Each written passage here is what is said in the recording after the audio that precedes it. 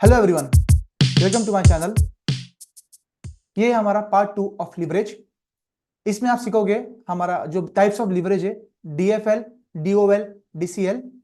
इसको कैसे हम प्रैक्टिकल लाइफ में इंप्लीमेंट करेंगे हमें देखने वाले हैं। पर पहले हम थोड़ा सा क्विक रिवीजन करते हैं जो हमारे पार्ट 1 में हुआ था। ठीक है। So leverage is a risk associated with the fixed cost. It can be OFC, it can be FFC. हमने देखा था, और जिन्होंने ये वीडियो नहीं देखा है ऑफ कोर्स मैं उसका आई बटन में या फिर इसका लिंक इस वीडियो में डाल दूंगा, तो आप देखना पहले और फिर पार्ट 2 देखना, आपका लर्निंग बहुत स्मूथ होगा। हमने देखा था दो टाइप के इनकम स्टेटमेंट। पहला था हमारा जनरल पब्लिक के लिए, दूसरा था हमारा टॉप मैनेजमेंट के लिए, जहां पर आपको फिक्स कॉस्ट, ओएफसी, एफएफसी देखने मिला था। हम उसी को आज आगे लेके जाएंगे और सीखेंगे DOL, DFL and DCL. So with the energy let's get started. So type of leverage मैं उसको 3 पार्ट में डिवाइड कर सकता हूं। The first one is DOL, degree of operating leverage. Second is DFL, stands for degree of financial leverage, and the third one is DCL, and third one is DCL, that is called degree of combined leverage. अगर आपको simple भाषा में बताऊं मैं कि degree क्या होगा। Degree is a speed, कि जो मेरा स्पीड है बिटवीन द सेल्स, आपको हम ऑपरेटिंग में है तो सेल्स टू ईबीआईटी, फाइनेंशियल में तो ईबीआईटी से ईएटी, एंड कंबाइन है मतलब हमारा सेल से लेके ईएटी तक। सिंपल, जो स्पीड है मतलब जो स्पीड से चेंज होगा मेरा जो प्रॉफिट है as compare to my sales, उसको बोलेंगे डिग्री। ये हर पार्ट में कैसा इंपैक्ट करेगा, चलो लेट्स सी कैसा ये इंपैक्ट होता है। सो डीओएल, ठीक है, मैंने सेल्स माइनस द वेरिएबल वो cost, contribution, OFC and EBIT, ये हमारा डेटा अवेलेबल है। ईबीआईटी से ऊपर है हम बिकॉज हम डील कर रहे हैं डीओएल से, मतलब ऑपरेटिंग पार्ट से। So sales minus VC is contribution, contribution minus OFC is EBIT. तो ये हमारा बेस सिनेरियो, अच्छे से समझना है इसको। फॉर एग्जांपल जो मेरा सेल्स है वो है 1000, मेरा जो वेरिएबल कॉस्ट है वो कितना समझो 40% है, तो हमेशा जो मेरा वेरिएबल कॉस्ट है वो हमेशा मेरे सेल्स पे होगा। तो 40% ऑन 1000 इज 400, इज 400। जो मेरा कंट्रीब्यूशन है वो बच गया 600।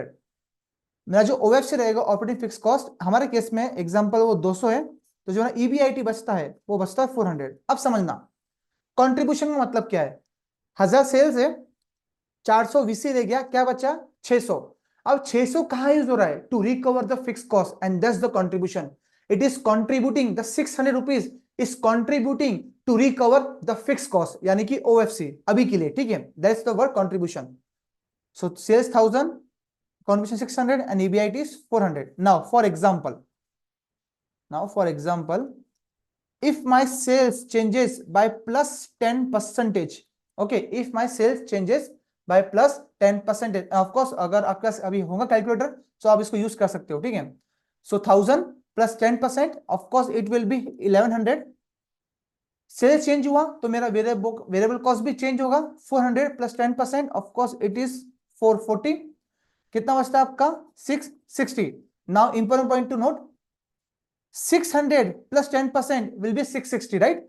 तो जो मेरा सेल्स का परसेंटेज चेंज है will be equal to my contribution percentage change. क्यों, ये इंपॉर्टेंट क्वेश्चन है, ये इंटरव्यू के लिए काम आएगा आपको और आपके सॉल्विंग के भी काम आएगा। क्यों, बिकॉज जो मेरा वेरिएबल कॉस्ट है वो परसेंटेज टर्म में है। सो मेरा ऊपर का नंबर और उसके नीचे का नंबर, परसेंटेज चेंज जो है वो सेम होगा हमेशा, ठीक है। तो सेल्स मेरा 10% से बढ़ रहा है तो मेरा कंट्रीब्यूशन भी 10% से ही बढ़ेगा।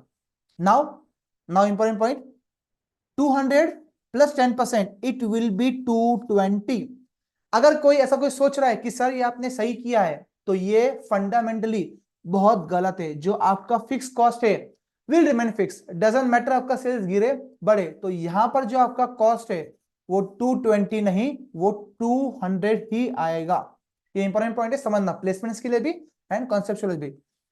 सो वैसा कितना आपके पास 460, 460 कितना चेंज हुआ, तो मुझे चेंज निकालना, तो मैं कैसे निकालूंगा 60 डिवाइडेड बाय 400, बिकॉज ये मेरा बेस सिनेरियो है, ऑफ कोर्स इनटू 100, सिंपल। तो 60 करो, 60 डिवाइडेड बाय 400 आप कर सकते हो कैलसी पे, तो आपका आता है 15%, आपका आता है 15%। समझना टेक्निकली अगर आपका सेल्स 10% से बढ़ रहा है तो मेरा ईबीआईटी भी, ऑपरेटिंग प्रॉफिट भी 10% से ही बढ़ना चाहिए था।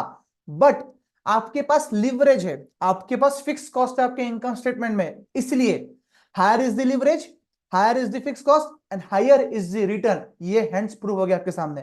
तो जितना ज्यादा लिवरेज आपके पास रहेगा, जितना ज्यादा फिक्स कॉस्ट आपके पास ज्यादा रहेगा, उतना रिटर्न्स आपके मैग्नीफाई हो जाएंगे। या इस आपका फर्स्ट पार्ट है जो आपको समझना चाहिए। सो ये आपका कितना बड़ा 15% से।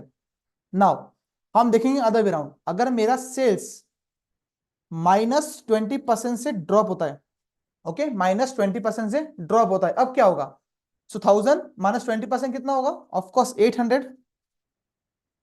400 -20% is 320, okay, minus 320, of course 800 -320 is 480, इस कंट्रीब्यूशन इज 480 माइनस, देखो अब सेल्स बढ़ा तो फिक्स कॉस्ट बढ़ा क्या? नहीं। तो सेल्स गिरेगा तो आपका फिक्स कॉस्ट गिरेगा क्या? बिल्कुल भी नहीं, वो कांस्टेंट रहेगा। तो वो रहेगा आपका 200। जो आपका ऑपरेटिंग प्रॉफिट है वो बचता है 280। ये मेरा बेस सिनेरियो है। कितना चेंज हुआ है? -120 divide 400 into 100। So 120 divide by 400 into 100. So my answer comes to -30%. That's the risk जो मैं बात कर रहा था हमारे पार्ट 1 की वीडियो में। That's the risk. Leverage is a risk associated with the fixed cost. It can be OFC, it can be FFC. तो अभी हम OFC में, राइट? तो अगर मेरे पास लीवरेज है, मतलब मेरे पास फिक्स कॉस्ट है, तो जब मेरा प्रॉफिट बढ़ेगा ज्यादा से बढ़ेगा, लॉस होगा तो ज्यादा से होगा। That is the leverage effect of leverage. It can magnify the returns as well as it can magnify the losses also. जो आप यहाँ पे क्लियरली देख पा रहे हो, तो सेल्स मेरा -20% से गिरा, मेरा EBIT -30% से गिरा। सिंपल, ठीक है? अब समझना, अब हमें निकालना है द स्पीड। अब वो स्पीड कैसे निकलेगा समझना। जो आपका DOL है, जो आपका DOL है, इसके निकलने के दो तरीके। पहला सिंपल है, contribution divided by EBIT। Simple. So मेरा कंट्रीब्यूशन, और जो हमारा ब्लू कलर का है वो हमारा बेस सिनेरियो है। सो कंट्रीब्यूशन कितना हो गया मेरा? 600 डिवाइड बाय EBIT कितना है? 400। तो मेरा आंसर आ रहा है 1.5 times. The answer is in times. मतलब अगर मेरा सेल्स 1 रुपए से बढ़ रहा है तो मेरा EBIT 1.5 रुपीज से बढ़ेगा। अगर मेरा EBIT अगर मेरा सेल्स 1% से बढ़ रहा है तो मेरा EBIT 1.5% से बढ़ेगा। That is called the DOL, degree of operating leverage. The speed from sales to the EBIT is 1.5 times. जैसे कि आप अगर कैलसी पे करोगे, आपके 10 इंटू 1.5 आपका आंसर 15 आएगा, -20 इंटू 1.5 आपका आंसर -30 आएगा, जो हम निकाल चुके हैं। And that is called the degree of operating leverage. Now some interview like questions.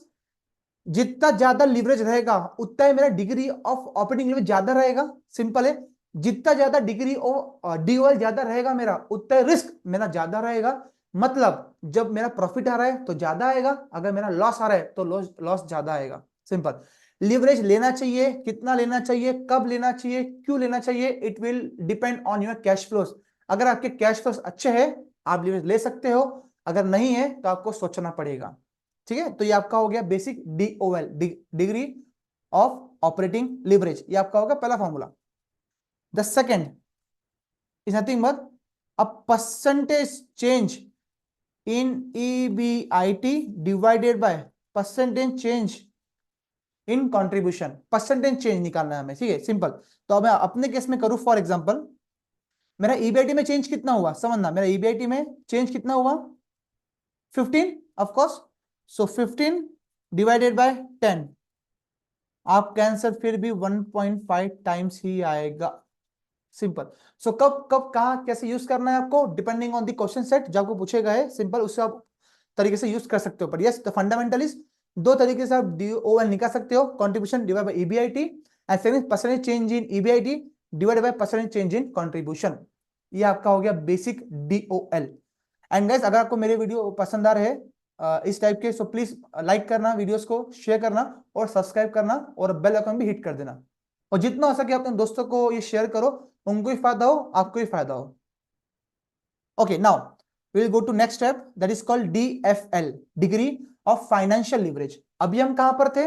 EBIT से ऊपर। अभी हम कहां पर है? EBIT के नीचे, financial part. Same if my EBIT is 1000 minus the FFC यानी कि मेरा इंटरेस्ट, अगर मेरा समझो 200 है, सो मेरा EBT कितना बच रहा है 800। सो अगर मेरा EBIT प्लस 10% से बढ़ रहा है तो ये कितना हो गया 1100। ऑफकोर्स मेरा fix cost will remain the constant, तो ये कितना हो गया 200। कितना बचा 900। अब चेंज कितना हुआ समझना, ये चेंज कितना हुआ 100 चेंज हुआ, कितने से 800 से, सिंपल 100 से 800 से। सो 100 कैलकुलेट कर सकते हो आप, 100 divide by 800 into 100, of course into 100, आपका आंसर आता है 12.5%। मतलब अगर मेरा EBIT चेंज हो रहा है 10% से, मेरा EBT चेंज हो रहा है 12.5% से। अदर वे राउंड देखेंगे -20% अगेन, सो ये कितना हो गया मेरा 800। मेरा ये सेम रहेगा, कॉस्ट 200, कितना बचा 600। अब 800 से कितना चेंज हुआ है 200, तो 200 divide by 800 into 100, simple. So 200 divide by 800 into 100, तो आपका आंसर आता है 25% नेगेटिव, 25% नेगेटिव, बिकॉज वो -20 है, सो आपका मेरा प्रॉफिट भी माइनस में आएगा। So -25% is a change the speed from EBIT to EBT। अब DFL के भी दो फॉर्मूला है, समझना अच्छे से, ठीक है। DFL सिंपल, पहला तो सिंपल है EBIT divided by EBT, EBIT divide by EBT, तो मेरा EBIT कितना है 1000 डिवाइडेड बाय 800, ठीक है 1000 डिवाइडेड बाय 800, तो आप अपने कैलकुलेट कर सकते हो 1000 डिवाइडेड बाय 800, तो आपका आता है 1.25 टाइम्स, 1.25 टाइम्स। तो आप ये मेरे साथ करना, 10 इंटू 1.25 कितना आ रहा है 12.5%, माइनस 20 इंटू 1.25, आपका आंसर 25% आएगा, simple. That is called the degree, the speed from EBIT to EBT, that is the speed, that is the degree of financial leverage. तो अभी कितना आ रहा है 1.25, मेरा ड्यूअल कितना आया है 1.5 टाइम्स। अच्छा है बुरा है, it will depend on the cash flows of the company. ये हो गया हमारा DFL। नाउ अब समझना, एज अ टॉप मैनेजमेंट मुझे 2 नंबर नहीं चाहिए, मुझे सिर्फ एक ही नंबर चाहिए, तो मैं क्या करूंगा, फिर हम निकालेंगे उस टॉप मैनेजमेंट के लिए DCL, degree of combined leverage, मतलब पूरा सेल से लेके EAT तक। अभी होता कैसा है समझना, अभी हमें DCL पे, ठीक है, degree of combined leverage. So from sales to EBIT हमने निकाला DOL, from EBIT to EAT हमने निकाला DFL, पर टॉप मैनेजमेंट को एक नंबर चाहिए फ्रॉम सेल्स टू EAT, आप उनके निकालोगे DCL, degree of combined leverage. अब इस DCL के, ठीक है, अब इस DCL के लिए आपके पास 3 फार्मूला है, समझना। डिग्री ऑफ कंबाइंड लिवरेज, पहला contribution divided bye EBT, simple, contribution divide by EBT, जो भी आपका कंट्रीब्यूशन होगा डिवाइड बाय EBT करोगे तो आपका जो स्पीड है, जो टाइम्स में आंसर है वो आपका आ जाएगा। सेकेंड आपका है percentage change in EAT divided by percentage change in contribution. हमने डिस्कस किया था, फिर भी रिपीट करता हूं मैं, जो परसेंटेज चेंज सेल्स में हो रहा है वही कंट्रीब्यूशन में होगा, क्यों, बिकॉज जो वेरिएबल कॉस्ट है वो परसेंटेज टर्म में होता है। सेम जो चेंज EBT में आ रहा है परसेंटेज चेंज, वही सेम EAT में आएगा, बिकॉज जो टैक्स है बीच में हमारा, वो क्या है हमारा, वो परसेंटेज फॉर्मेट में होता है। ये जो हमारा टैक्स है ये हमारा परसेंटेज फॉर्मेट में होता है, and that's why change in EBT and the EAT will remain the same. इसलिए आप EAT लो कि EBT लो, कंट्रीब्यूशन लो या सेल्स लो, आपका आंसर सेम ही आएगा। थर्ड जो वेरी सिंपल है आपका, it is DOL into DFL, simple. तो 3 फॉर्मूला है DCL के, contribution divide by EBT, percentage change in EAT divided by percentage change in contribution, and the third one is DOL into DFL। so इससे आपको क्या मालूम पड़ सकता है कि हम कितने लीवर्ड है, हम कितने स्पीड की तरफ जा रहे हैं, loss as well as profit, of course because leverage होगा तो आपके रिटर्न्स मैग्नीफाई भी होंगे और आपके रिटर्न्स रिस्क भी ज्यादा होगा। नाउ टू समराइज जो हमने अभी तक पढ़ा है, summarise, leverage is a risk associated with the fixed cost, it can be OFC, it can be FFC। So DOL contribution divided by EBIT, and percentage change in EBT divided by percentage change in contribution. DFL, EBIT divided by EBT, percentage change in EAT divided by percentage change in EBIT. DCL, contribution divided by EBT, percentage change in EAT divided by percentage change in contribution or sales. So जो placement की तैयारी कर रहे हैं, जिसको अपना foundation build करना है, इनको ये बेसिक नॉलेज होना चाहिए कि DFL, DCL एंड DOL होता क्या है. सो गाइज आज की वीडियो में इतना ही है. So until then keep learning, keep growing. Thank you.